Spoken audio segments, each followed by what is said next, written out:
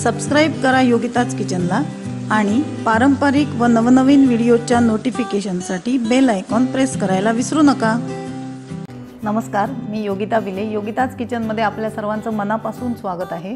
आषाढी एकादशीला हमखास प्रत्येक कोकणातल्या घरात केलं जातं ते म्हणजे मुगाचं कढण। अतिशय हेल्दी टेस्टी अशी ही रेसिपी आहे। आपण बऱ्याच प्रकारचं काय काय उपवासाला करतो, पण या ज्या पारंपरिक रेसिपी आहेत त्या थोड्याशा मागे पडल्या आहेत। तर आज ही खास मी तुमच्यासाठी रेसिपी अगदी म्हणजे जशी पारंपरिक रेसिपी केली जायची तशीच्या तशी रेसिपी मी खास तुमच्यासाठी आज आणली आहे। तर पाहूया मग यासाठी आपल्याला काय काय लागणार आहे ते।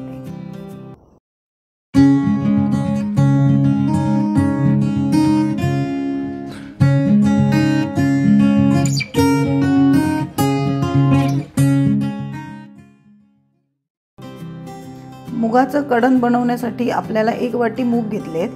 पारंपरिक जी रेसिपी आहे त्याच्यात अख्ख्या मुगाचाच वापर केला जातो। आता अख्खे मूग प्रत्येकाच्या घरात असतातच। तुम्ही याऐवजी सालवाली मूग डाळ किंवा आपली पॉलिशवाली जी मूग डाळ असते ती पण वापरू शकता। त्याच वाटीने मी 1 वाटी गूळ घेतलाय आणि 1 मोठी वाटी ओलं खोबरं घेतलंय, 1 वाटी दूध घेतलंय। इथे मी 2 टेबलस्पून साखर घेतली आहे। गूळ आपण वापरणारच आहोत, पण थोडीशी साखर घातल्यामुळे टेस्ट अजून वाढते। वेलची पूड आणि 1 चिमूट मीठ। आता हा गोडाचा पदार्थ असला तरी पण आपण मूग इथे वापरतोय म्हणून थोडंसं मीठ घातल्याने टेस्ट अजून चांगली होते त्याची। आणि गुळात पण मीठ असतं म्हणून फक्त आपण 1 चिमूट इथे मीठ वापरणार आहोत आणि मूग शिजवायला आपण पाणी वापरणार आहोत। तर सुरुवात कशी आहे की आपल्याला आधी ह्याची डाळ बनवून घ्यायची आहे, तर ती कशी ते मी तुम्हाला दाखवते। आता हे मूग भाजायला मी लोखंडी तवा घेतलाय, म्हणजे असं खूप छान अजून चव येते त्याला। आणि ही उपवासाची रेसिपी असल्यामुळे शक्यतो अशा ह्याच्यातच भाजलं जातं। आता हे मूग आपल्याला मीडियम गॅसवर भाजून घ्यायचे आहेत। खूप लाल करायचे नाहीये, फक्त आपल्याला त्याची साल निघायची आहे म्हणून आपण थोडेसे त्याचा कलर बदलेपर्यंत भाजून घेणार आहोत। खूप लाल बुंद जर भाजले तर काय होणार की ते असं काळपट टेस्ट येईल त्याला।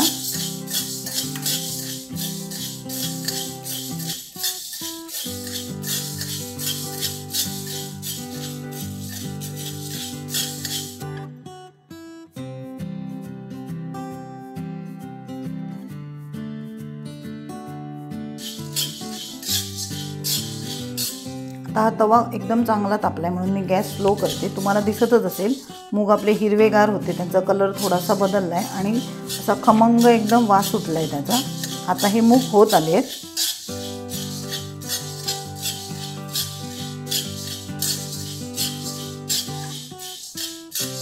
पूर्वी हे मूग जात्यावर दळले जायचे आणि डाळ त्याची केली जायची कढणसाठी। आता आपण थोड्या प्रमाणात करतो त्यामुळे मिक्सरवर सुद्धा पटकन होऊन जातं।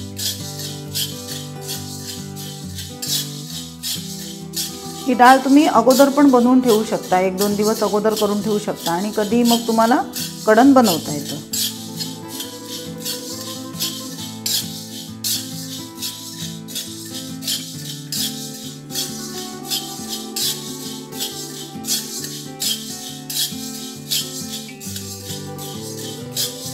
आता हे मूग झालेले आहेत। गॅस मी इथे बंद करते आणि यातच मी हे थंड व्हायला ठेवते, कारण गरम असताना जर आपण मिक्सरला लावले तर त्याला मॉइश्चर सुटेल। हे थोडंसं थंड होते। भाजल्यानंतर या मुगाचा कलर थोडासा असा होतो, तुम्हाला दिसतच असेल। आणि हे आता थंड झालेत। आता मिक्सरला काय करायचंय, आपल्याला फक्त एकदाच फिरवायचंय। जास्त तुम्ही फिरवलं तर ह्याची पूड होणार। आपल्याला फक्त याच्यावरची जी साल आहे ना ती काढायची आहे आणि पूर्ण साल पण नाही काढायची, म्हणून फक्त मी एकदा फिरवते आणि मग दाखवते तुम्हाला। आता मिक्सरला फिरवून अशा प्रकारे त्याची मी ही डाळ करून घेतली आहे। आता आपल्याला काय करायचं की सुपात किंवा एखाद्या प्लेटमध्ये घेऊन आपल्याला हे पाकडून घ्यायचं आहे, म्हणजे जास्तीची जी सालं आहेत ना ती निघून जातील। अशा प्रकारे पाकडून ही डाळ आपल्याला तयार करून घ्यायची। ही बघा, पाठीमागे अशी छान प्लेन अशी डाळ तयार होती। आता ही डाळ अशी छान एकदम तयार झाली आहे। थोडे थोडे मूग राहतात, ते राहू द्यायचे, त्याचं काही टेन्शन नाही। आता आपल्याला ही 1 पाण्याने स्वच्छ धुवून घ्यायची आहे आणि भिजत ठेवायची आहे। आता ही भिजत ठेवेपर्यंत आपण काय करूया, हे जे ओलं खोबरं आहे ना ते मिक्सरला फिरवून घेऊया, त्याची पेस्ट करून घेऊया आणि पाणी दुसऱ्या एका भांड्यात पाणी गरम करत ठेवूया। मिक्सरला मी खोबरं छान बारीक वाटून घेतलं आहे। आता इथे मी हे 4 वाट्या पाणी गरम करत ठेवलं होतं। ज्या वाटीने आपण मूग घेणार त्याच वाटीने मी पाणी घेतलं आहे। कमी जास्त झालं तरी चालतं। आता हे मूग पण आपले छान भिजले, तुम्हाला दिसतच असतील। आता हे आपण यात घालूया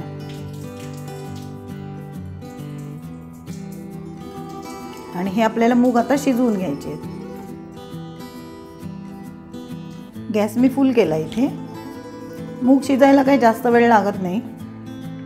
तुम्हाला जर गडबड असेल तर तुम्ही कुकरमध्ये पण 2 शिट्ट्या काढू शकता। आता बाहेर पूर्वी का शिजवायचे, तर मूग आपण जेव्हा शिजवतो ना तर त्याच्यात जी मळ असतो ना तो असा फेस होऊन असा वर येतो, तो आपण असा अलगदपणे काढून टाकायचा आहे। आपण जर कुकरमध्ये शिजवलं ना तर ते आतच राहतं, म्हणून बाहेरच अशा प्रकारे डाळ शिजवली जायची। हे अशा प्रकारे जी त्याची मळी येते ना ती काढून टाकायची सगळी। आता 10 मिनिटं झालेली आहेत। तुम्हाला दिसत असेल की आपली आता डाळ एकदम छान शिजली आहे, छान एकजीव झाली आहे आणि पाणी पण आता त्यातलं सुकत आलंय। आता आपल्याला ही थोडीशी स्मॅश करून घ्यायची आहे, म्हणजे चांगली एकदम मिळून येते ती।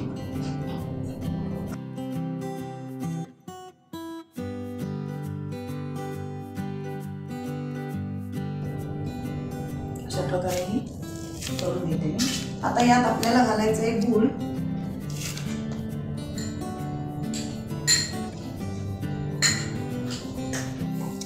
त्यानंतर साखर,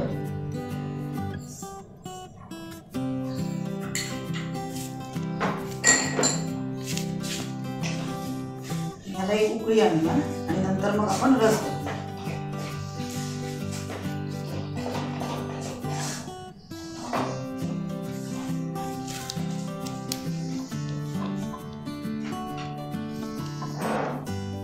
सोबत मी मीठ घालते इथे।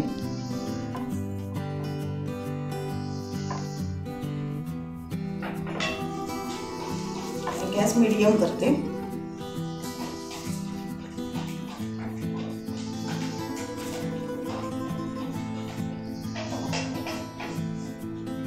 बरेच जण यात हळद पण घालतात, प्रत्येकाच्या आवडीवर आहे। तुम्हाला जर पिवळा कलर हवा असेल तर तुम्ही घालू शकता, पण हळद खूप जण उपवासाला खात नाही। इथे आता आपलं गूळ आणि साखर चांगली मेल्ट झाली आहे। आता इथे मी नारळ जे खोबरं होतं ना ते मी तसंच मिक्सरला फिरवून घेतलंय। तुम्हाला हवा असला तर तुम्ही तो रस गाळून पण घेऊ शकता, पण मला अशा प्रकारेच आवडतं म्हणून मी खोबऱ्यासहितच हा घालणार आहे रस त्याच्यात।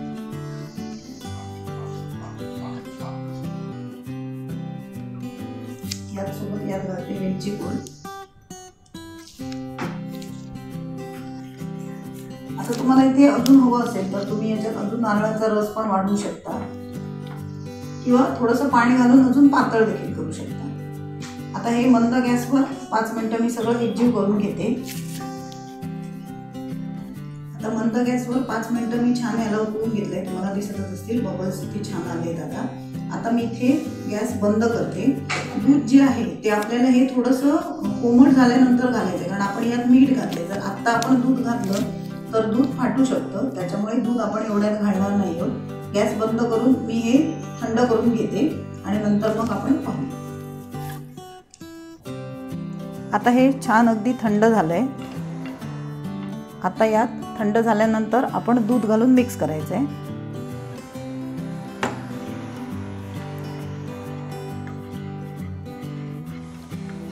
आता तुम्हाला जेव्हा सर्विंग करायचं असेल तेव्हा समजा कोणाला गरम हवं असेल तर नंतर तुम्ही गरम केलं तरी चालेल, पण पहिल्यांदा जेव्हा दूध घालता तेव्हा ते आपलं कढण जे आहे तयार ते थंड झाल्यानंतरच आपल्याला दूध घालायचं आहे। इथे आता तुम्ही जर दूध अजून वाढवलं किंवा नारळाचा रस अजून वाढवला तर अर्धी वाटी गूळ आपण अजून घालायचं आहे, म्हणजे ते गोड प्रमाणात बरोबर होतं। आता ही आपली रेसिपी परफेक्ट अशी तयार आहे। दूध फक्त उकळून थंड केलेलं घ्या, कच्चं दूध वगैरे इथे वापरू नका। आता एका सर्विंग बाउलमध्ये आपण हे काढून घेऊया। अतिशय पौष्टिक अशी ही रेसिपी आहे। एकादशीला प्रत्येक घरात ही रेसिपी केली जाते। यासोबत वरीचा भात असतो, दही किंवा सोलकढी असते पहा कशी मस्त दिसते ती।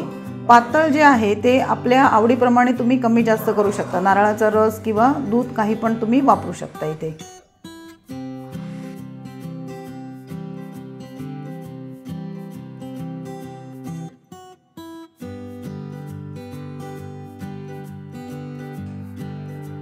असं हे मुगाचं छान अगदी कढण माझं तयार आहे। यात आता ड्रायफ्रूट्स वगैरे घातले जात नाहीत, पण तुम्हाला जर आवडत असेल तर तुम्ही ड्रायफ्रूट्स वगैरे यात घालू शकता।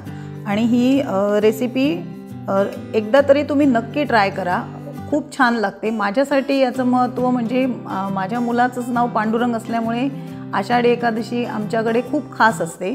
तर ही रेसिपी कशी वाटली तुमच्या कमेंटद्वारे मला नक्की कळवा। आणि हा व्हिडिओ आवडला असेल तर योगिताज किचन व योगिताज किचन एक्स्ट्राज आपल्या दोन्ही चॅनलला सबस्क्राईब करायला विसरू नका। थँक्यू।